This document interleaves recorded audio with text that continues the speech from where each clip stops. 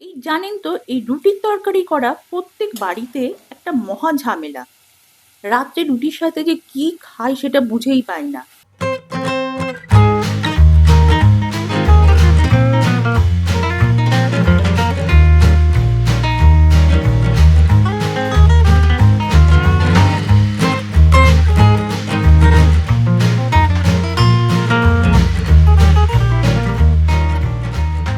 জিরে, রসুন, তারপর কিছুটা টমেটো, আর নিয়েছি সয়াবিন, ছোট ছোট চাং সয়াবিনগুলো, আর নিয়েছি এখানে গরম মশলা।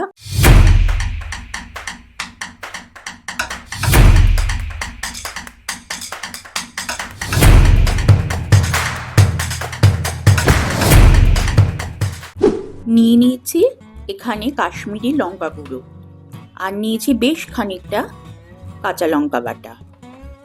তারপর নিয়েছি হলো পেঁয়াজ কুচোনো, ছোট ছোট আলু, গোল আলু, আর ফোড়নের জন্য নিয়েছি শুকনো লঙ্কা, তেজপাতা, গোটা জিরে, রসুন, তারপর কিছুটা টমেটো, আর নিয়েছি সয়াবিন, ছোট ছোট চাং সয়াবিনগুলো, আর নিয়েছি এখানে গরম মশলা আর গোটা গোলমরিচ। এবার কড়াই নিয়ে কড়াইয়ের মধ্যে খানিকটা সর্ষের তেল ঢেলে দিলাম। আরও একটু সর্ষের তেল এর মধ্যে অ্যাড করলাম। তেলটা প্রথমে কম দিয়ে দেখলাম, তারপর মনে হচ্ছে আর একটু লাগবে, আর একটু সর্ষের তেল এর মধ্যে দিয়ে দিলাম। এবার কড়াইটা দিয়ে তেলটা একটু গরম হওয়ার জন্য সময় নিচ্ছি, আর কড়াইয়ের চারপাশে আমি গরম তেলটাকে ছড়িয়ে দিলাম। এবার যে গোল আলুগুলো নিয়ে নিয়েছি সেই আলুগুলোকে পরপর দিয়ে দিচ্ছি। এই গোল আলু দিয়ে বেশ রান্না করলে না, রান্নাটা বেশ খুব মজার লাগে, দেখতে ভালো লাগে, আর খেতেও বেশ ভালো হয়। তবে গোল আলুটা আপনারা মাঝখানে একটু ফুটো বা ছোট ছোট করে একটু কেটে নিতে পারেন, একটু চিড়ে দিতে পারেন, কারণ তাহলে ওর মধ্যে মাল মশলা সমস্ত ঢুকে যাবে। এবার এর মধ্যে অল্প একটুখানি নুন দিয়ে দিলাম। নুন দিয়ে গোল আলুটাকে একটু ভালো করে আমি সাঁতলে নেব, ভালো করে একটু লাল লাল করে সাঁতলে নেব গোল আলুটাকে। ভিডিওটি যদি আপনাদের ভালো লেগে থাকে তাহলে লাইক, শেয়ার, কমেন্ট করতে ভুলবেন না, আর অবশ্যই কিন্তু সাবস্ক্রাইব করা চাই।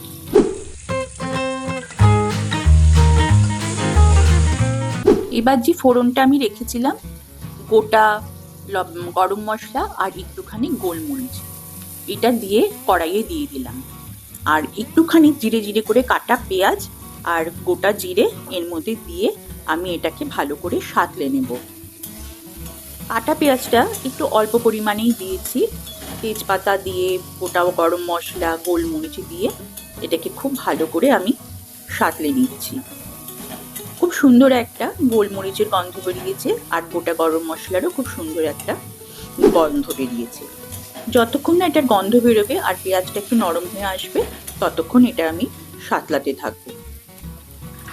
এবার আমি এটার মধ্যে দিয়ে দিচ্ছি আগে থেকে ভিজিয়ে রাখা সোয়া চাংগুলো দিয়ে আমি এটাকে আবার একটু ভালো করে একটু নেড়ে ঘেটে নেব। সমস্ত মশলাগুলো একটু দিয়েছি, যে পেঁয়াজগুলো, ফোড়নগুলো, ওর সাথে এই সোয়া চাংটাকে একটু ভালো করে নেড়ে ঘেটে নিচ্ছি। এবার ওই যে ভাজা মশলাটা আমি এর মধ্যে দিয়ে দিলাম, ওটাকে একটু ক্রাশ করে নিয়েছিলাম, ক্রাশ করে এবার এর মধ্যে ওই মশলাগুলোকে দিয়ে দিয়েছি। গোলমরিচটা ক্রাশ করে দিলে বেশ ভাল লাগে খেতে, পুরোটা গুঁড়ো দিইনি, একটু ক্রাশ করে দিয়েছিলাম। এবার আর একটুখানি সর্ষের তেল এর মধ্যে অ্যাড করলাম, করে এই ভাজা মশলার সাথে পেঁয়াজগুলো, সোয়া চাংগুলো সমস্ত ভালো করে মিশিয়ে নিচ্ছি। এবার এখানে অ্যাড করলাম একটুখানি হলুদ দিয়ে সমস্ত মশলাগুলোকে, এই সয়াবিনগুলোকে আবার একটু তেল দিয়ে একটুখানি ভালো করে নাড়িয়ে নেব, যাতে হলুদের রঙটা সমস্ত মশলার মধ্যে ঢুকে যায়। এবার আমি গ্যাসের বার্নারটা অন করে নিলাম, কড়াইটা বসিয়ে দিয়েছি। এবার কড়াইটা গরম হওয়ার পর আমি কড়াইয়ের মধ্যে খানিকটা সর্ষের তেল অ্যাড করে দিলাম। অ্যাড করে কড়াইটা গরম হওয়া অবধি আমি একটু অপেক্ষা করব। এই যে একটুখানি পেঁয়াজ রসুন আমি মিক্সিতে বেটে নিয়েছি আগের থেকে। এবার মনে হচ্ছে কড়াইয়ের তেলটা গরম হয়ে গেছে, কড়াইয়ের তেলের মধ্যে আমি একটুখানি লবণ দিয়ে দিলাম। লবণ দিয়ে কড়াইটাকে লবণটাকে আমি কড়াইয়ের চারপাশে একটুখানি ঘুরিয়ে নিচ্ছি, যাতে মশলাটা না ছিটকোয় আর না লেগে যায়। আগে থেকে বেটে রাখা পেঁয়াজ এবার তেলের মধ্যে দিয়ে দিয়েছি, ফুটফুট করছে। আর এর মধ্যে আর আমি এখন লবণ দেব না, ওই জন্যই লবণটা আমি আগে মিশিয়ে দিয়েছি। এবার এই পেঁয়াজটা দিয়ে একটু ভালো করে এটাকে কষাতে থাকবো। পুরো পেঁয়াজটা আমি এর মধ্যে দিয়ে দিয়েছি। এবার পেঁয়াজটা দেওয়ার পর খুব ভালো করে কষিয়ে নেব, যাতে এর মধ্যে জলটা টেনে নেয়। এবার দিয়ে দিলাম একটুখানি টমেটো। পেঁয়াজের সাথে কিন্তু আমি কিছুটা রসুনও দিয়েছি, বলতে আমি ভুলে গেছি। এবার মিক্সিতে যে মশলাটা লেগে আছে সেই মশলাটা আমি এর ভেতর দিয়ে দেব। দিয়ে দেওয়ার পর মিক্সি ধোয়া জলটাও কিন্তু পরে আস্তে আস্তে এর মধ্যে ঢেলে দেব। এই যে মিক্সিটা চেঁচে পুচে, আমি আবার মশলা কিন্তু একদম ফেলি না, সেই মশলাটা চেঁচে পুচে আমি এর মধ্যে ঢেলে দিচ্ছি। টমেটো আমি 2 টুকরোই দিয়েছি, কারণ আমার মাংসটা কম, সেই জন্য আমি অল্প একটু টমেটো দিয়েছি। সব কিছু দিয়েছি, দেওয়ার পর এবার মশলাটাকে আস্তে আস্তে আমি কষাতে থাকবো। দেখুন আমার মশলাটা প্রায় কষানো হয়ে গেছে, তেলটা ছেড়ে দিয়েছে। তেলটা ছাড়িনি, মশলা সমস্ত জলটা টেনে নিয়েছে। এর মধ্যে অ্যাড করলাম আমি একটু হলুদ আর 1 চিমটে নুন দিয়ে এবার এটাকেও আমি একটুখানি ভালো করে নাড়িয়ে নেব।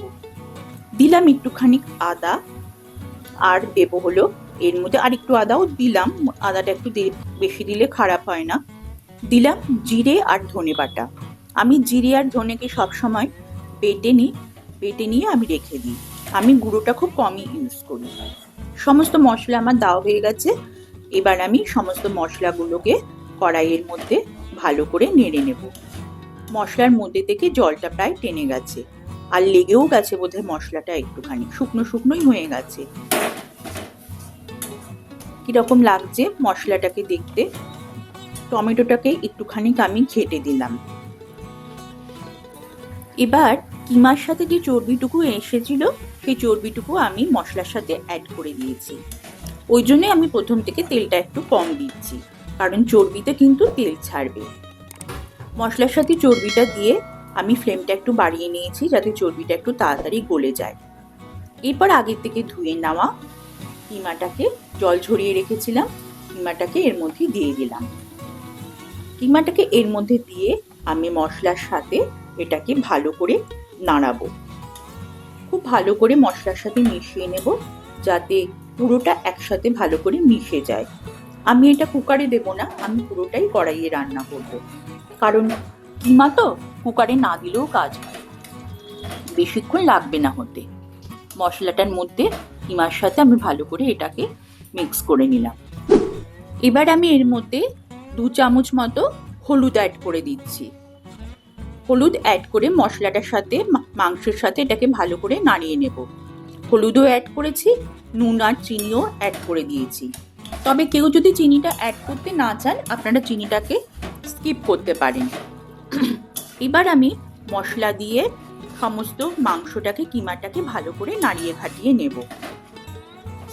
এই জানেন তো, এই রুটির তরকারি করা প্রত্যেক বাড়িতে একটা মহা ঝামেলা।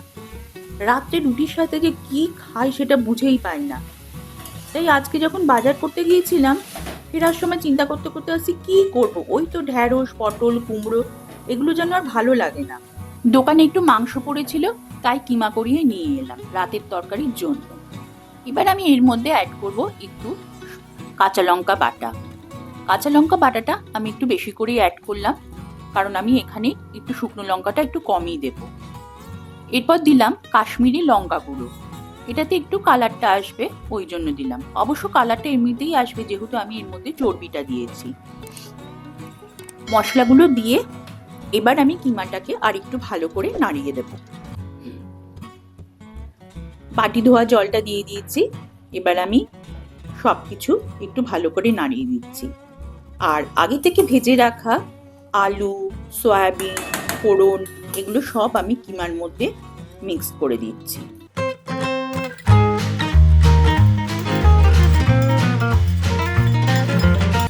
দেখুন কষানো প্রায় আমার শেষের মুখে, জল একটুও নেই আর তেল ছাড়তে শুরু করেছে। খুব ভালোভাবে এটাকে কষানো হয়ে গেছে। এবার আমি বাটি ধোয়া জলটা এর মধ্যে দিয়ে দিলাম, দিয়ে আর একটু নাড়িয়ে খাটিয়ে নিচ্ছি যাতে পুরোটাই একসাথে মিশে যায়। এবার পুরোপুরি যে জলটা দেব সেটা আমি এর মধ্যে অ্যাড করে দিলাম। কিমার পরিমাণ বুঝে আপনারা জল দেবেন। কেউ হয়তো শুকনো শুকনো কিমা খেতে পছন্দ করে, কেউ একটু মাখা মাখা। আমি যেমন একটু মাখা মাখাই করেছি রুটির সাথে খাবো বলে, সেই জন্য আমি জলটা সেই পরিমাণে দিয়েছি। তারপর আবার গোল আলু সিদ্ধ হতেও একটু টাইম নেয়। দেখুন আমার এটা কিমাটা প্রায় শেষের মুখে, খুব সুন্দরভাবে হয়ে গেছে। চারপাশ থেকে সব মশলাগুলো মেখে উঠেছে, সরে গেছে, টেনে গেছে কিমাটা। এটা প্রায় আমার হয়ে এসছে। দেখুন কি সুন্দর লাগছে না দেখতে কিমাটাকে। আপনারা এটা রুটি, লুচি বা ভাতের সাথে একবার ট্রাই করে দেখতে পারেন।